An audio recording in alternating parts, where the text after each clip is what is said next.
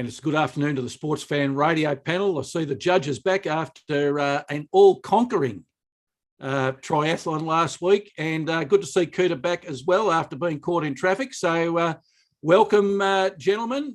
Still waiting for Paul Dalligan to make his arrival, but plenty to talk about, especially the numbers at the Gold Coast and Greater Western Sydney game yesterday. Allegedly 4,000, but I think there's a couple of zeros. It could have been 40 for what I saw on the TV. But gentlemen, what are your thoughts? Yeah, go Coutta. I know you've got some. That's. Go on, Coutta, you're fired up. That probably sums it up, Professor. The crowd supposedly was 4,000, whatever it was.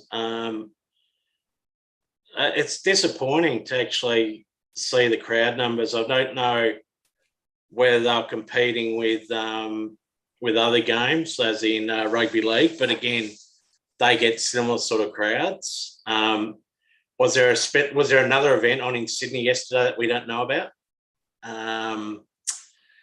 But honestly, I just don't know where these two clubs are going. I believe they were giving away free tickets as well, Professor, to the Giants game, and that was behind the left-hand end goals. So, yes, there's a lot to be said about them. Obviously they've got a record rights deal, AFL rights deal based on the 18 teams, but surely the viability and the success of those clubs is more important than an actual rights deal. And I think, we'll talk about Tasmania, but I don't know if it's in the same conversation, how much we're pumping into, and when I say we, is that we're members of the footy club, so we put money towards the club and distributions and everything like that when we go. But how much longer can we sustain the losses of these two clubs, Professor? Professor, and by the way, in relation to all conquering, I didn't conquer that many people. There weren't that many people behind me after that triathlon. But anyway, it's finished. Isn't it extraordinary that the exaggeration of numbers in sport? Apparently, there are 1 billion people watching the Shane Warne funeral the other night. Let me just say, I'd be surprised about if that were the case. No, it's just his girlfriend. Sorry. They used to say that the AFL Grand Final attracted 1 billion people. I can tell you that is out and out BS. It's nowhere near that. So, and then you take into account the freebies, quite apart from the low crowd. I think, as Coutta was saying, it feeds into a much bigger issue. This is a folly. It's a Demetrio folly. The idea of the Gold Coast and GWS was basically build it and they will come. We're worried about soccer. We're worried it's going to affect our numbers. This is the way to do it. Put into where there's a large population. It's the same stupidity that suggests that you get 1% of China, you're going to have a massive market. The problem is, and this is particularly the case with GWS, they don't like their game. And it's the same as if you put a new rugby team, an NRL team in Western Melbourne and call them the Western, Bulldogs, people aren't going to go just because you put a team there and you say, you should really, really, really like these guys. It's a great game and you'll love it. Well, they won't love it. As much as I love what Paul's talking about NRL, it'll never overtake my love for AFL. And as far as Gold Coast goes, as you said before, it's a Bermuda Triangle of Australian sport. It is never, ever going to get the sort of crowds that justify it. I tell you, it looks like you've been enjoying yourself. Stuart Dew, the Gold Coast coach, he looks like he's been eating pretty well up there. He's got to be on the hot seat. But I do take your point, Judge, about China. I mean, I remember when they pushed that agenda, they said there's 1 billion people that could be watching. Well, they could be watching an old Adam Sandler movie as well, but they're not. So just because there's 1 billion people there doesn't mean they're going to be tuning on. Oh, we've got this strange game on with 4 sticks. Let's put it on. That's just a folly, as you said. But financially justified by the increased TV rights deal because of the extra games. But there's going to come a time where there's not going to be enough support to justify the 20, 30 million a year that they're ploughing into each of those teams. Western Sydney, perhaps they're I remember when they joined, you join up as one member and they count you as 6 members. Presumably you're from a family of 6, and they give you half of Rebel in free sporting goods. And that was all the push to get into GWS. So they were pretty bullish with their membership numbers. But when one person signs up and they count them as a family of 6, that was how they were doing that. I'm interested, and I'm looking forward to the day when, as we do with the Swans, you can go to a GWS game here in Melbourne and there's actually people in orange and not paid by the AFL or working at the AFL. So I don't think that that's anytime soon. And if you think that's 10 years away, that's $300 million the AFL is going to spend until they get people in orange at the MCG. Is that money you'd want to spend if any of you are running the AFL? Professor, I'll give you some perspective. Texas has got 29 million people. It's got 2 NFL teams. The Gold Coast has got a population of 540,000. It would be the 8th largest city in Texas. The bottom line is, you just do the numbers. We just don't have the people in Australia, much less the Gold Coast, to have the Gold Coast Suns, and that's been shown. And GWS is worse because they don't like our game. Well, I was going to say, I know Western Sydney well. There are 3 million people there. You don't have to get a large percentage to make it viable, that team. But you've got soccer that everyone plays. You've got every nationality in the world in Western Sydney. You've got rugby league there, rugby union not as much. You don't need to capture a large part of the 3 million people that are there.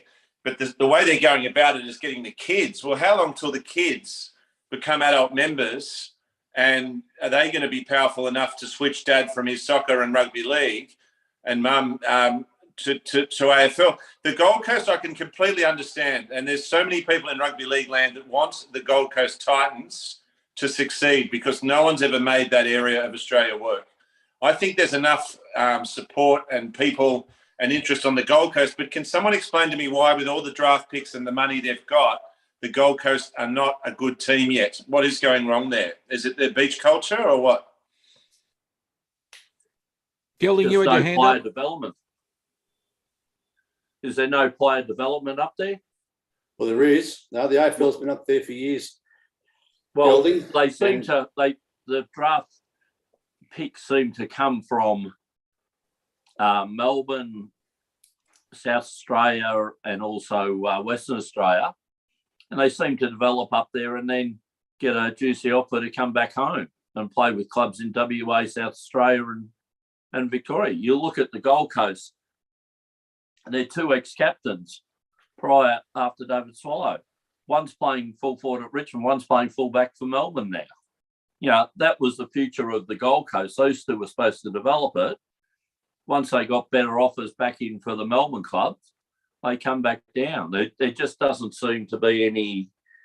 There may be a few coming up through the Gold Coast and Brisbane playing there, but there just doesn't seem to be development. These players seem to get there and then come back. Richmond had Presty from, we've got a couple from GWS and also a couple from Gold Coast. So they go up there for the first couple of years. John, the pressure on young King to come back to St Kilda to play with his brother. He signed a contract up there for 2 years, and all you hear is this constant rumour that eventually they're going to be playing together at St Kilda. It's not the other King going up to Gold Coast to play with his brother. It's the one coming back. So I don't know. It just seems to me. I think there's alternatives, and what I'd like to put to you guys is, it's obviously not working the money they're putting into the Gold Coast and Greater Western Sydney. Should that money be put into, say, sides like Tassie or even a Darwin, kind of side there where they'll at least have a lot of football following? Or alternatively, even again, do we have a third side in South Australia and a third side in Western Australia? Paul, can I just suggest, from taking up your point, that there is a culture in GWS or the Greater Western part of Sydney that just doesn't, as a routine, go with their scarves and their beanies and go off to the footy each week. Whereas that has just been an ingrained culture in Victoria, Melbourne country, Victoria. GWS, I just think Gold Coast, so the Gold Coast, so I think Gold Coast has been retirees and schoolies, neither of which are going to go along to the footy. I just think the retirees is sitting home watching their TV. I just don't get the feel that there is a dynamic AFL-loving young culture up there. Would it be better in Albury and Wagga? Yeah. They seem to be more football-orientated areas. The thing is for Sydney, if you're GWS fans, it's going to be hard to get to the games there with the traffic and the infrastructure in Sydney, let alone get yourself down. And I can't imagine there'd be too many Suns fans that are going to fly across to Perth or down to Melbourne or to Sydney or Adelaide. But it gets back to what we discussed with Grant Thomas. It's chicken and the egg. The players won't want to stay at that club until they're a good club, but they won't be a good club till the players want to stay. I mean, who wouldn't want to be living on the Gold Coast on big money? And that's what's going to assist Wayne Bennett when he goes after some players, maybe not the marquees that he's missed out on that we'll talk about. But if you're living on the Gold Coast on good money, you'd really have to want to get out of the joint badly to come back to Melbourne where it's 0 degrees for 2 or 3 months. And what drives them back here is they're coming back for good clubs.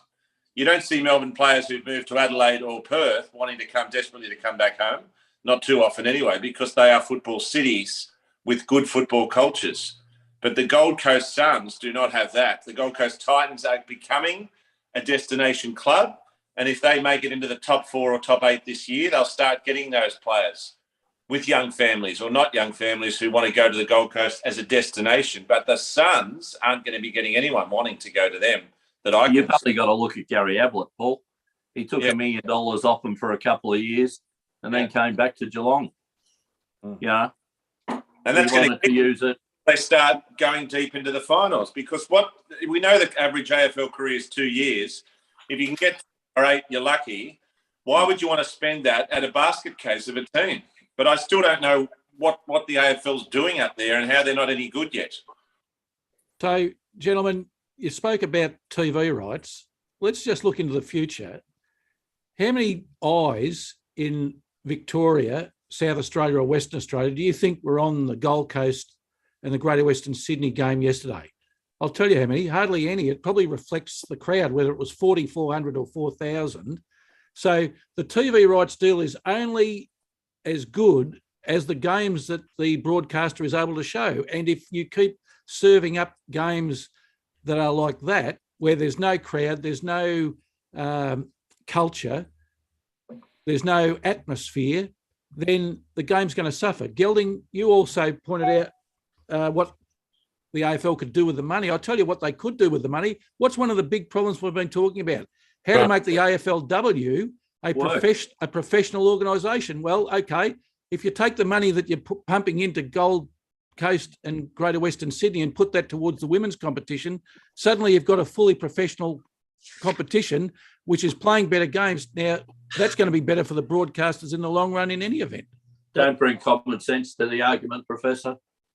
I was going to say, Professor, I'd love to know if Andrew Demetrio was watching. He was so keen for those two teams to be entities and how good they'd be and how excited everyone would be. Was he watching, I wonder?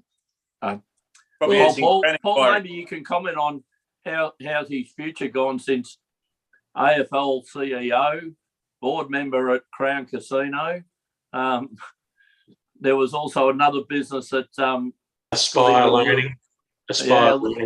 Yeah. Gelding, I think there's some really good questions there that should be kind of answered about the business acumen of some of those people that have been in charge of the AFL. I asked him a question once at a function. I'm glad there was 100 people between me and him. I can tell you those eyes, they would have stopped the 48 tram, those eyes, I reckon. Now, Paul, we heard from Luke Lewis last year when he was talking to us about NRL, and he had some worries about Greater Western Sydney because he saw that AFL or Australian rules football was getting a bit of a foothold on grounds and in schools. Do you think that Peter V'landys is all that worried about it at the moment? Oh, I think he's sleeping okay. I don't think that man overly cares about anything affecting it. I think he's one of the more confident gentlemen we've got in this country. So I think he's doing just fine, Peter.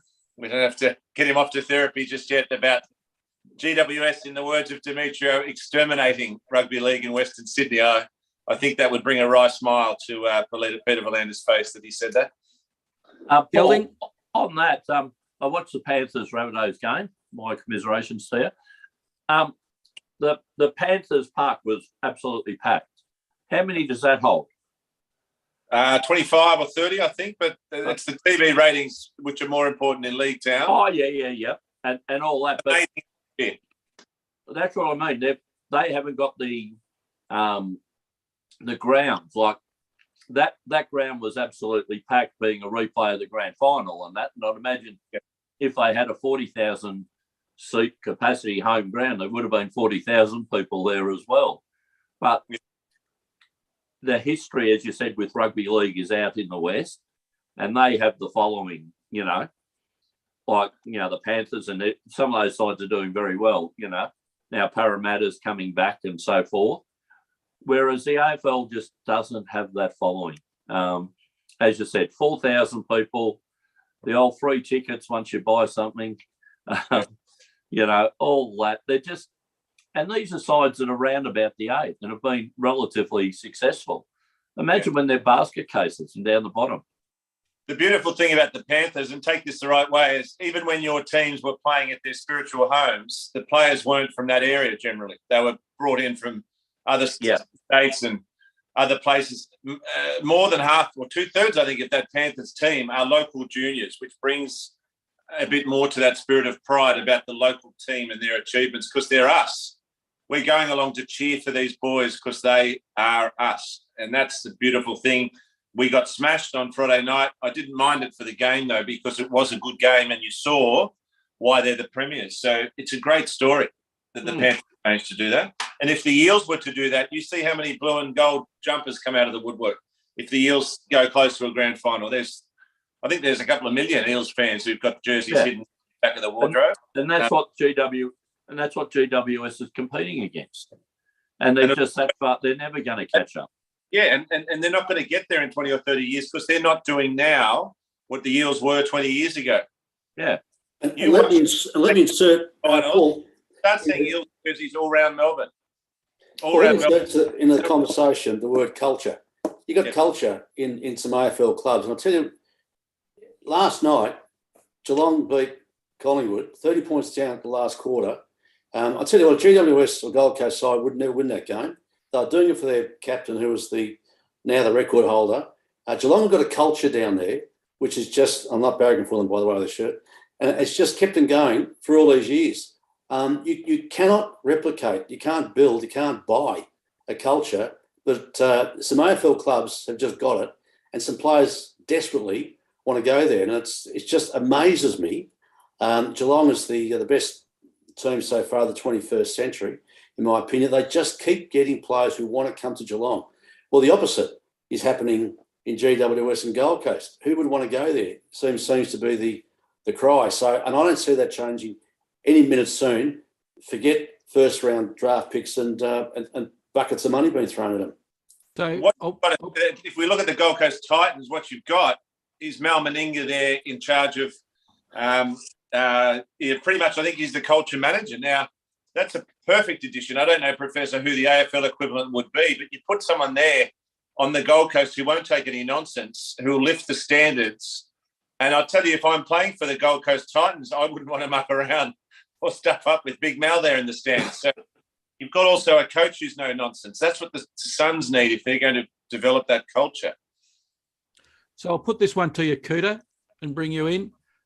If you're a Tasmanian and you're seeing 400 people at a football match and you're seeing two unsuccessful teams play, and then you hear that the AFL are considering whether to let you in or not, how are you seeing as any of that being fair or reasonable? Why do you use those two words, fair and reasonable, Professor? I don't think any of this is about being fair and reasonable. They keep always referred to, and I think we all agree with this, is they always refer back to the business model and the business case for a Tasmanian team. Now, from what I can see, GWS and Gold Coast business models would be very interesting to have a look at, because technically they're insolvent, but supported by the AFL. So you read their financial reports and it says in there that they're guaranteed by the AFL.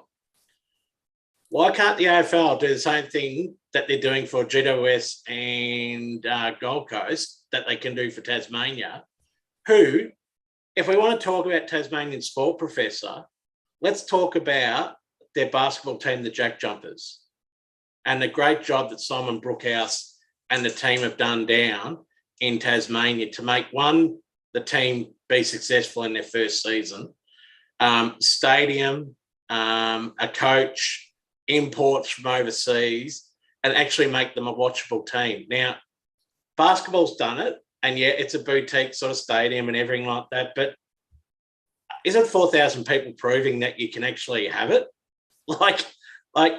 And it's actually a football state. So they've got teams, hybrid teams that you would call them, Hawthorn and North Melbourne, that play matches in Hobart and Launceston. But will they support the one Tasmanian team? And we'll never know that until they do it. So aren't we at a stage now where I think that it's going to happen? It's a matter of when it happens and how it happens, and that we may have 19 teams. We may have 19 teams because the AFL, they are the most stubborn organisation, yet we know it, is that they will just continue to put money into both those teams. And this is what we'll see, Professor. At the end of the day, there needs to be a team in Tasmania. It would be terrific to put a team into Darwin. Again, a football state.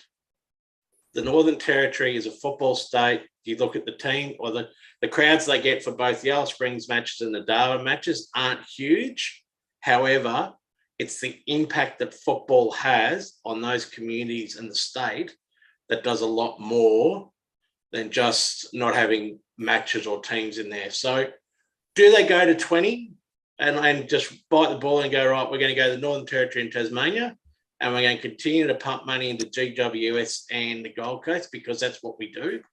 And will they say that they failed? They will not. They will not, Professor. David, is that the question? Is that the AFL is too arrogant to realise they've made a mistake and just say, hey, let's cut our losses? Well, I don't can you actually, and this might, how would you actually fold a team? Well, they did it with Fitzroy. Easy. They just moved them. They moved them, correct. Yeah, the same as the Gold Coast. You move, okay, you can take the organisational skills down to Tassie or the organisational skills over to there, but the players then just come back into the pot of players and be available for these sides. Could Brisbane support two AFL teams after watching Brisbane last night and the crowd? And we know that there's a significant influx of Victorians moving to Queensland. And I think there's more going after what happened over the last 2 years. But well, Coutta, there's a precedent because the Brisbane Lions used to play out of Carrara. They did. So you could move the Gold Coast. Why not share the Gabba between the Brisbane Lions and whatever you want to call the Gold Coast if they moved? And they realised the Brisbane Bears were a failure, so they had to move to Brisbane to get a bigger crowd. And yet we start off with them. Aren't the Gold Coast Suns playing at Carrara? They are playing at the home of the Brisbane Bears, I still have visions of Warwick Kappa in shorts that just ride up his Chaminda Vast pretty tight. But no, I just look at it and I'm thinking the Brisbane Lions have taken X amount of years to become successful.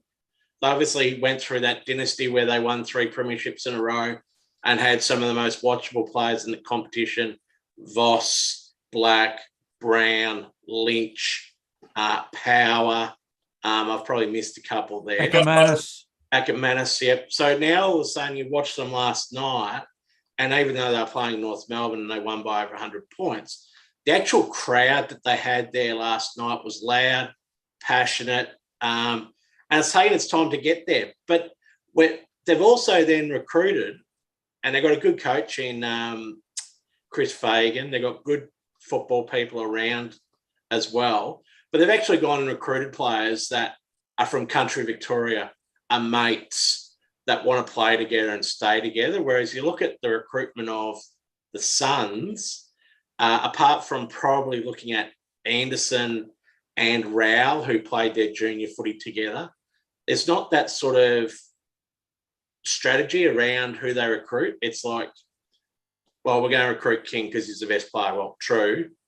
But you've actually got to want him then to stay for the next 10 to 15 years, which I don't think will happen. And who are their stars? Like you watch the game yesterday, Professor, and you look at the Gold Coast and what they gave up to get Lockie Weller.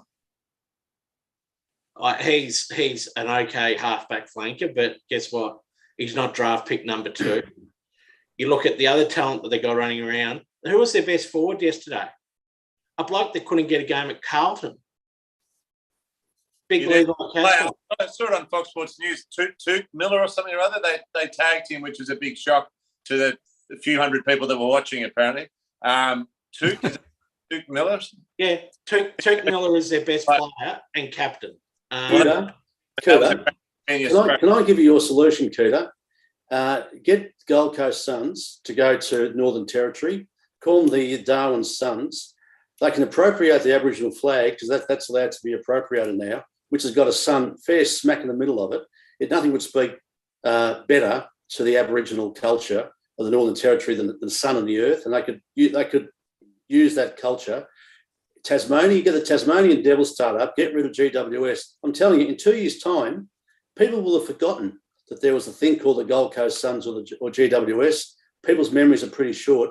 The AFL's savings will be enormous, and the cost of setting up teams in Tasmania and Northern Territory will be nowhere near what it costs to maintain these two basket cases, because the states will be behind them 100%. Now, for that, you need a new AFL commission. With the current commission, I don't think you're going to get very far, because they're basically. I've just been looking at their the constitution of the commission. I think there's one football person on the commission. Richard Gordon, who's on about 10 different boards, is the chair. That ain't going to happen. But if you get some far-thinking people on the commission, that might happen. You can't keep adding on teams, Cooter. It's just going to get ridiculous. He's on more boards than that bloke.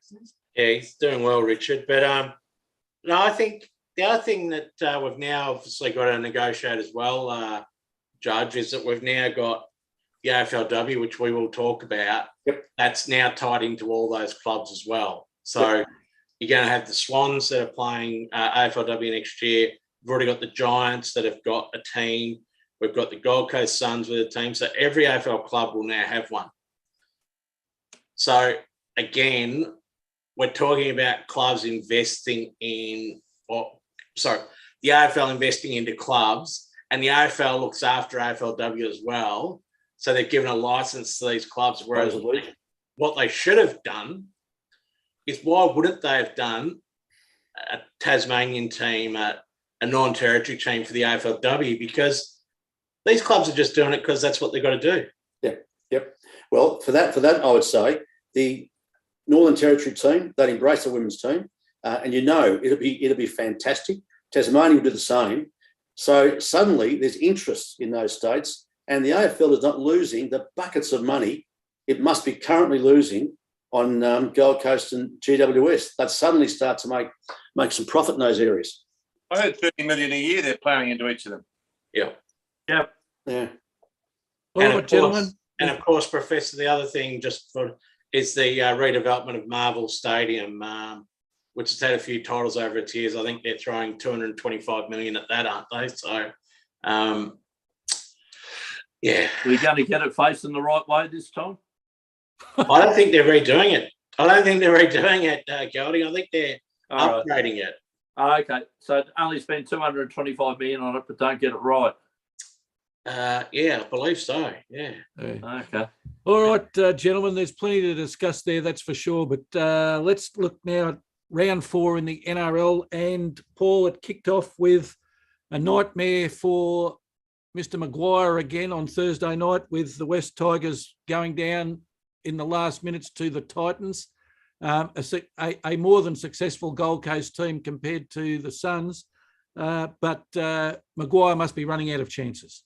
He's running out of F-bombs as well, I think, because if you had seen him in the box afterwards, and he was a deflated man at the press conference afterwards, he's got the dreaded support of the board, and we know how long that lasts till you get sacked, Professor. So I don't think his days are long there, but he just doesn't seem to have the troops. And as opposed to what we always talk about is the halfback, he's got a halfback that tried to get out before the season started, and he wants out now. And there's talk about a player swap with him as well, trying to get someone else in. So it's not looking good at all at the Tigers. They're looking like wooden spoon material. The Cowboys are starting to look like I predicted in terms of coming last, but the Tigers aren't looking great at all. You've got to feel it a bit for Maguire because he's not out there playing. But there is a talk with your Bulldogs' possible player swap, Professor. So that would be interesting if that happens. Well, we've got plenty of players to swap, Paul. Well, you had to get quite a few off that bus. Kyle Flanagan's the player who could be the one. And now that's not the most exciting of upgrades I've ever seen to get Kyle Flanagan in, but that's a player who's on the outer at the Dogs. So you don't want a general running the army who doesn't want to be there. So that was very ordinary. But can I tell you, it's good for Gold Coast. They've had that miracle win. They are building some momentum. They're into the 8, the Titans, so they're looking good. I tell you who's looking very impressive and could be on people's radar to win it all are the Sharks. They were very impressive at dispatching the Knights. Whenever you can keep any team to 0 in this competition, it's very impressive. Now, there's all this talk about your Nico Hines and the players they've added, but the Sharks' defence is going to be what takes them further. That's not normally what they've been known for at the Sharks. So we talked about it, I think, last show. Craig Fitzgibbon, if he wants to catch up with a mate, it's for a 6 a.m. coffee on a Sunday. That's how busy his schedule is. That's how hard he works. And he's got the Sharks clearly on the same page as his lifestyle and his work ethic. Well, Paul, I was listening to the press conference of the Knights coach, and his comment were we were a bit disjointed.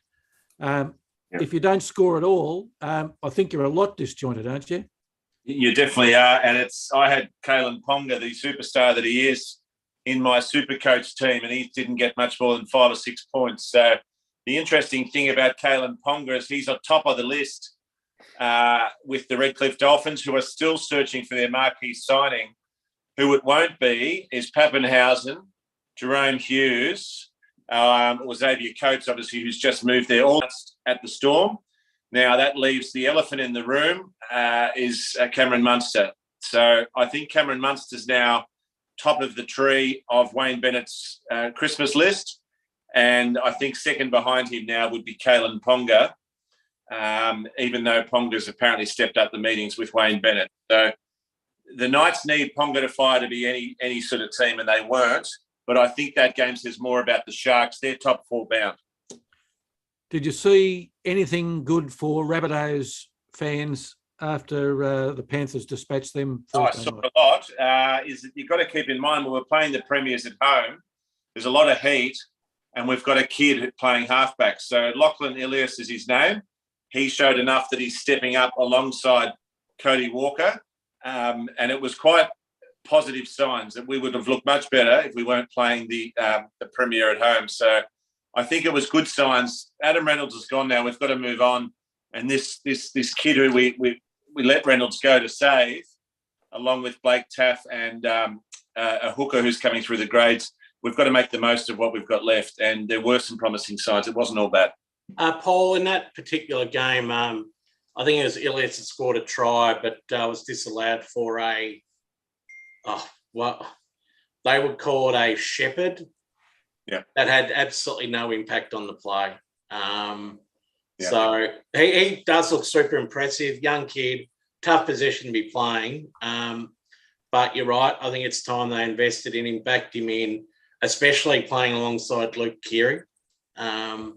Sorry. Cody Walker, yeah. Cody Walker, sorry. And we know that Cody Walker does have his ups and downs. But when he's on, he's on. So that halves pairing, if they work together. But the pack for you guys was pretty strong the other night. Certainly took it up to them. And the top four, I think, I can't remember who you went with, Paul, but it's starting to emerge a bit clearer, I think, who the best teams in the comp are. But I understand as well, and this is not a criticism of AFL, but the young players in AFL can start at 16, 17, whereas with rugby league, you can't throw a kid in there or it'll get killed. So you just you have to understand it takes a while to get these young players. I know it does in AFL as well, but it's rare to get someone so young in such a pressure-cooking atmosphere. He's the general of one of the biggest teams in the competition. So I think he's showing promising signs. The pack is looking good, but we're just missing that controlling factor. And we saw it on show perfectly. And I really question, but Daly Cherry Evans for Manly was 110% of what a good game was. He is also in my super coach, and it was almost 200 points, I think, with the captain's name next to him. So that's the perfect game. And that is why Schooner Professor should be smiling a bit better now than what he was at the start of the season. I'm still holding Manly out as a big chance. Daly Cherry Evans was a masterclass in kicking, a game that's not known as much for its kicking as AFL. That kicking from Cherry Evans, you had everything, 20-40s, 40-20s, field goals, conversions, tactical kicking, short kicking, try assists, bombs. It was just a masterclass for Manly, and that shows there's life in that team yet. And they dismantled the Raiders, who aren't that bad a team, just on the back of Cherry Evans. He suffocated them with his kicking. It was just a masterclass. Probably the best performance we might see all year from a 7. He comes under a lot of criticism, Cherry Evans, one of those polarising players. But I think, Paul, in that particular game, his kicking game, it was actually his kicking game, which often doesn't get talked about. It gets talked about in the negative a lot with DCE, but 40-20s. And you felt a bit sorry for Jordan Rapana because they actually targeted him, and his wing positioning and play, Jordan, is,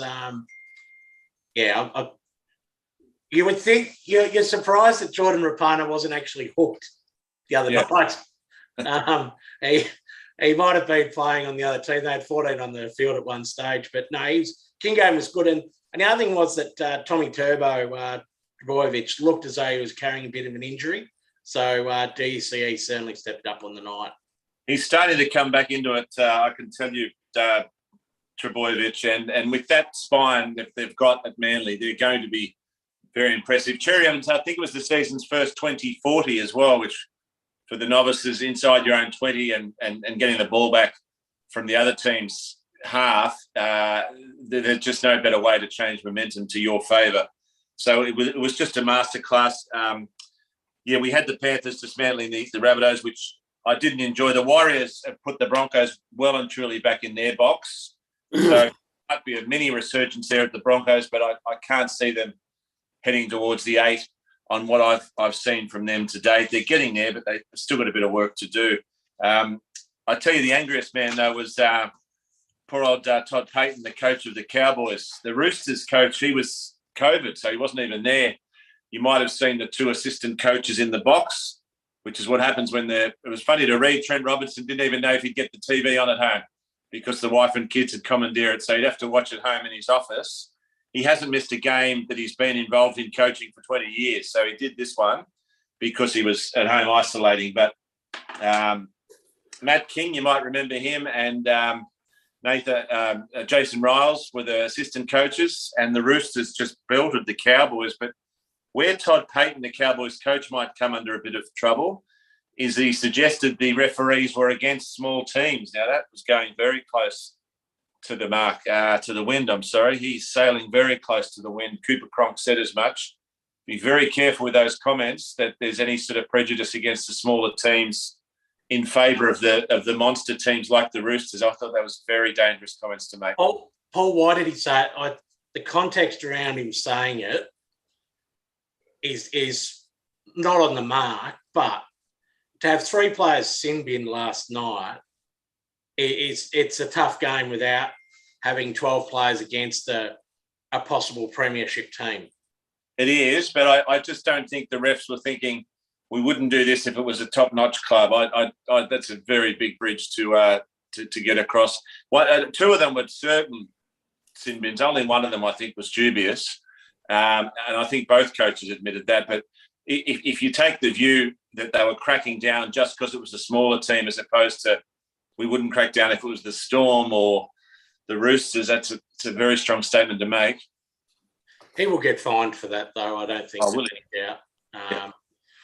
Sorry, Paul. Can I just raise something you raised about players in your game not starting when the AFL kids do at 17 and 18? I think it's a really interesting point. You'll see a lot of young tennis players and cricketers and the like who are just incredibly talented at a very young age, and then later on fade out. Your game, you said, them coming into the game 21, 22 years of age. And I think one of the problems with AFL is we play the kids too young. The reason why your kids aren't champions at 18 is they get the suitcase belted out of them as a part of your game. Andrew Gigas, Professor, one of our guests, you recall, is writing a book about the AFL players who played one game. Over 1,100 AFL players played one game. And that's, I suspect, because they play them too young. They are brilliant when they start, and after a very short period of time, they just get smashed. And certainly that's the case in rugby league. Rugby league, I think, is onto this, and they're not allowing kids to come on at 18, even 19, until they get physically developed before they play the game. Well, AFL, it's not a criticism, but it's certainly more, I think, about aerobic ability, whereas NRL is certainly physical size and stamina. And nothing puts it better than Carmichael Hunt dropped 8 kilograms to play. Now, he was not overweight by any means. He was built for rugby league. To be built for AFL and to run as far as AFL players do, he dropped 8 kilos and had to just muscle up as opposed to having just bulk. So you need that bulk because you've got 110 plus kilogram men, grown men, hitting you pretty hard as a 16-year-old. It's not going to take too many hits to do some serious damage. And I know you get tackled in AFL, but I don't think it's of that magnitude and ferocity. Paul, going on from that, is that Sam Walker's played how many games now for the Roosters? 30, I'd say. Yeah, he's not a big kid either. And they target him. So Yeah. you watch him and they try and target him by running straight at him.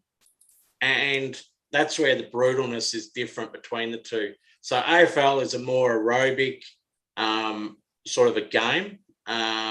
Is he going to run 13 to 14 kilometres possibly in a match?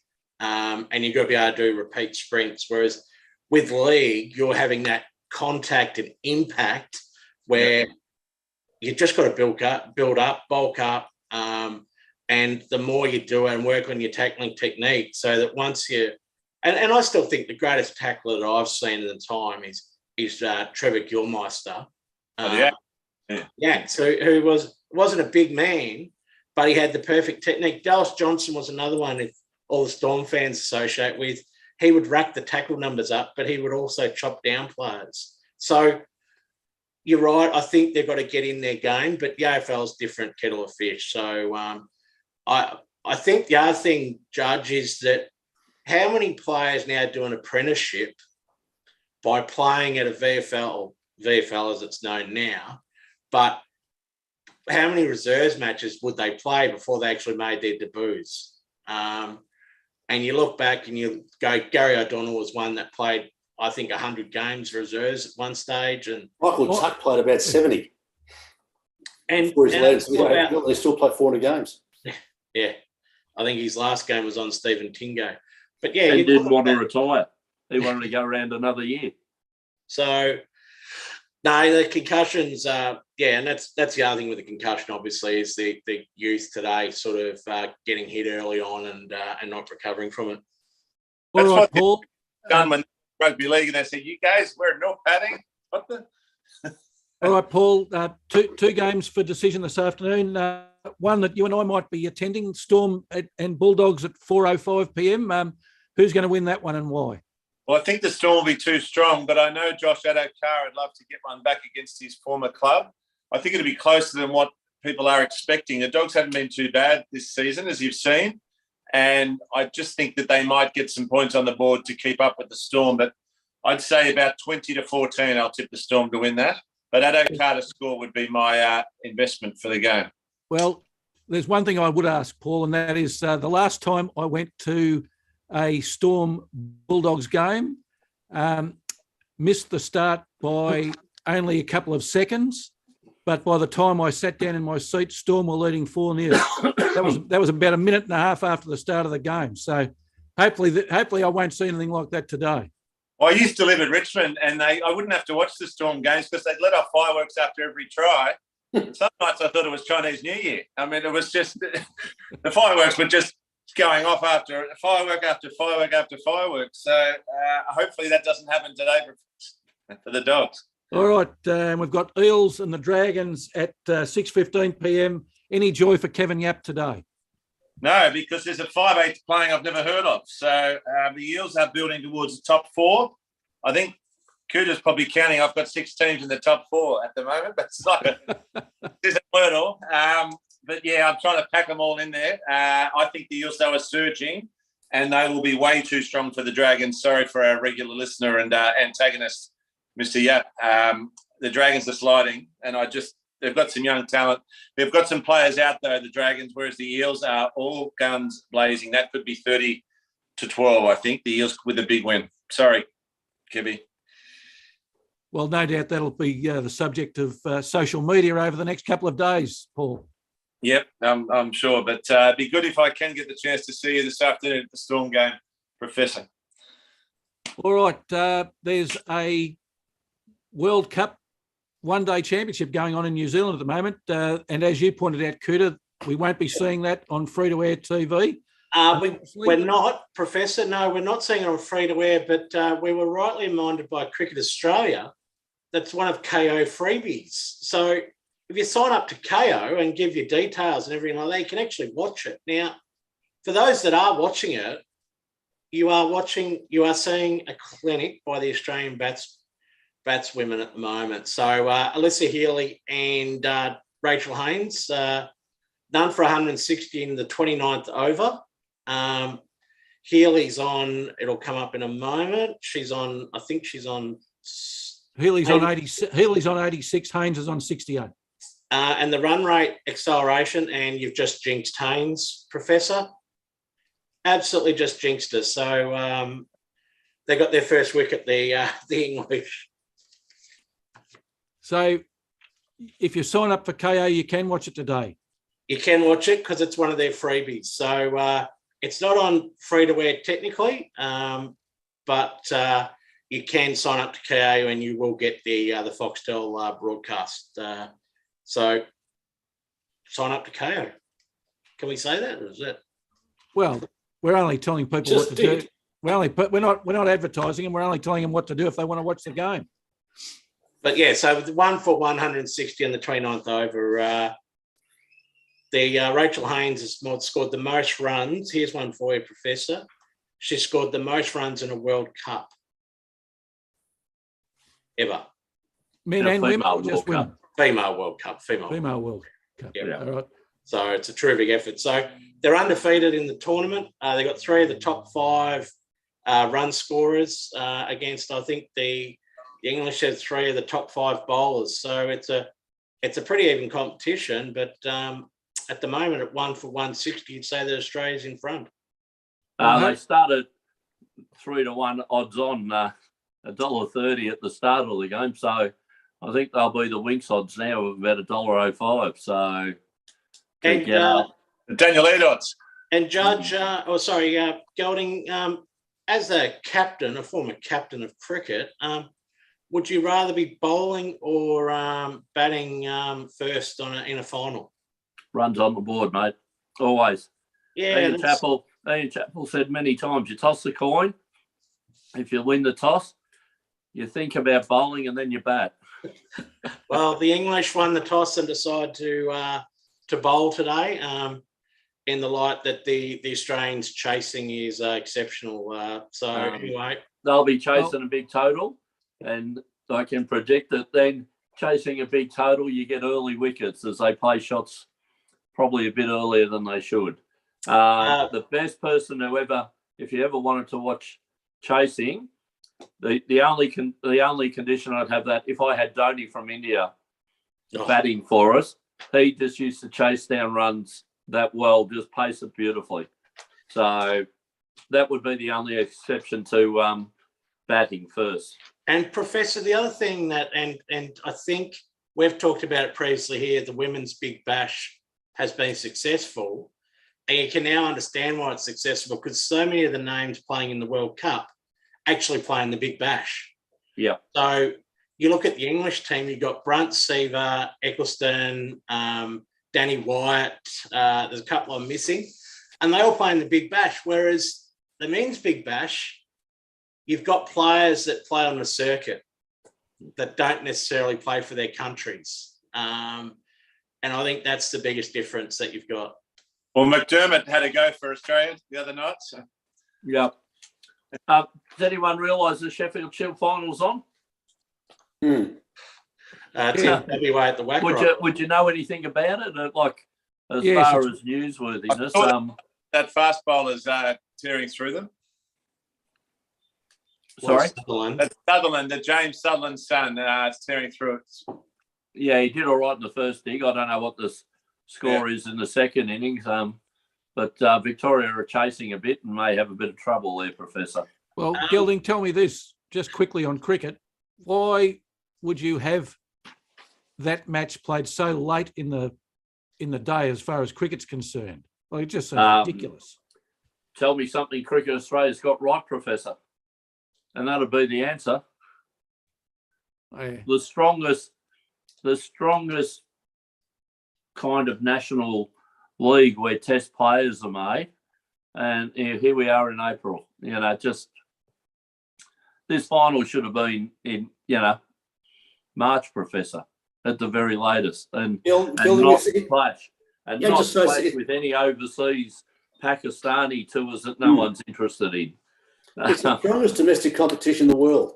It used to be bloody huge, the Sheffield Shield final, and I do blame Cricket Australia because they have just let that wither on the vine, and surely Australian cricket's got to be the worst for it because the domestic competition, which feeds the test team, is just now second rate.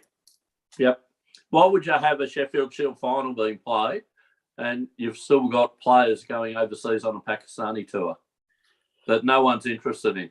Yeah. Talking about sports, Professor, that are just off broad. Before you start on that, Professor, can I give a tip for today? Yes, certainly. For the horses, because they're about to jump. Sale races have been called off, but at Hamilton, as you well know, I like the jumps races. And in the first, I like Lehiam Palace, race 1, number 1, into race 3, number 2, Vanguard at 2:20. But the first race is starting in about 2 minutes, Professor. All right, back to you, Coutta. Sorry, Coutta. That's all right. No, not at all. Professor, the WNBL grand final's on at the moment, isn't it? Is it? Jeez, you got me. It's one of the best kept secrets of all time. Even so, their Twitter account hasn't tweeted about it either. Well, there you go. You know what they need? They need a dose of Sports Geek. That's what they need. Well, considering the competition and some of the players that are playing in it, it's extremely disappointing, Professor, especially when you've got a Melbourne team playing in it. But that's all right. We can talk about the AFLW yesterday, Professor. Well, yeah, quickly we might finish the show with that. Yes.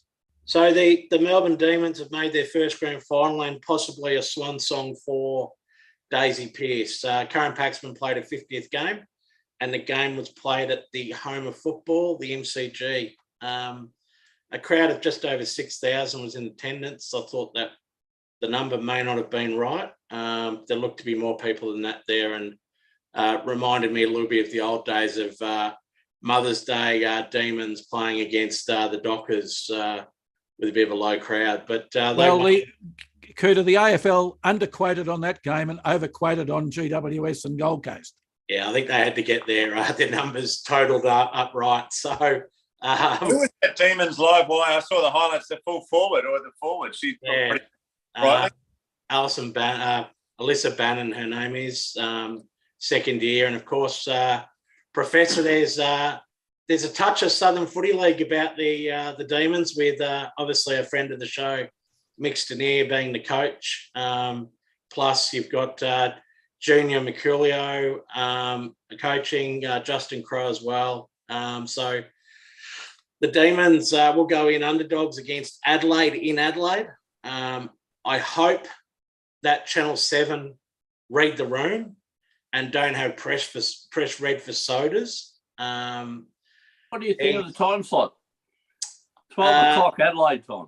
Yeah, 12 o'clock Adelaide time. So I assume there's games after at Gelding, so there must be some AFL games after. Well, it's got to fit in with the AFL. Now, well, the AFL said they're clearing a time slot for the AFL Women's Grand Final. It's why didn't they clear? Why didn't they clear 2 o'clock on a Saturday? That'd be better. Well, that's the traditional time. Bloody disgrace. Well, what about if they want a night grand final? Why not have it in the women's? Well, good on you, Gelding. Yes, that would Saturday also night fly. Grand final. Yeah, 7 o'clock on Saturday night. That'd also be great. Yeah. Or what about 7 o'clock on a Friday night? Why not make it a marquee event? Yeah. We've cleared us. You know what, Gelding? We've cleared the spot. We've cleared a spot that we don't want. Yeah. Which game actually got moved from the 12 o'clock slot on a Saturday? Well, no, they probably moved. No, they probably moved the Saturday start time back for the AFL. All right, or a VFL game. It's a disgrace. Well, I'll say it again. The matches on the Saturday afternoon, Professor, absolute. They're crackerjack games. You got Sydney Swans playing North Melbourne. You've got Collingwood playing the Eagles. And that night you've got Richmond versus Western Bulldogs. So, we know the treatment of the AFLW. They're just keen to get the season over and done with. And then Professor, start the season up again in August or whatever they're doing later, back into the year. The ability to shaft a sport that's growing and is growing grassroots community football, it just continues to astound me. But we talk about it often enough. But yesterday's crowd was made up of a lot of kids, parents taking their kids to the footy. It wasn't that sort of macho, sort of male only, sort of the white business shirt with a Hawthorn jumper over the white business shirt. It was family orientated. And you know who I'm referring to, Gelding. So yes, we know that all of those people. So, but you look at yesterday, and I thought yesterday was a success, both on field and off field, despite having one gate open for the general public, despite Richmond Station not opening up the eastern or the platform end that walks to the train station, Professor. How could that possibly happen, Coutta? Why? Like, that's just unbelievable, isn't it? Well, yeah. As I said, I don't think they care. But as I said, it was a great atmosphere yesterday. The excitement that when the girls, obviously yesterday as well, started off a bit slow, 1 point in the first quarter. But the big ground, and the other thing, Professor, is that, and people need to understand that there's only 16 players aside on the MCG. Yeah, it should have been played at Punt Road, shouldn't it? I wouldn't have thought so. Wouldn't have thought You so. might have got more. That's not Melbourne's home ground. Oh, Nice and one, the other Gelding. thing, Professor, while we're at it, when are they awarding the McClellan Trophy to the Demons? So I just have that in the back of the mind that we are going through a magnificent patch as a footy club. 4 wins on the weekend, being Casey's men and women, the AFL Demons, and obviously the AFLW as well. So we're probably the most dominant club in the competition as we speak, Professor. Well, you could say this, Coutta, that we're the first team to play in consecutive men's and women's grand finals. What a 6 months it's been. It's glory. I'll tell you what, it's glory days at the Demons judge, isn't it? Can we move on, Professor? Yeah, we're going to move on to the end of the show, gentlemen. First leg of the all up, Professor. Oh, well done, Gelding. Well done. All right, gentlemen. I hope Daniel Lee took those odds too, Gelding. Yeah, he would have. Oh, well, he would have had his dollar each way on. There was a name from somewhere. Yeah. He probably got the dollar note, the brown dollar note still. All right. 50% return for jumping over 10 hurdles. I reckon he'd be straight onto it. Yeah. Before we end, gentlemen, well done on the milestone, our 450th show today. So we've been going since May 2007. So 450 is a pretty good milestone. Yeah. Oh, very impressive. All right. See you all again next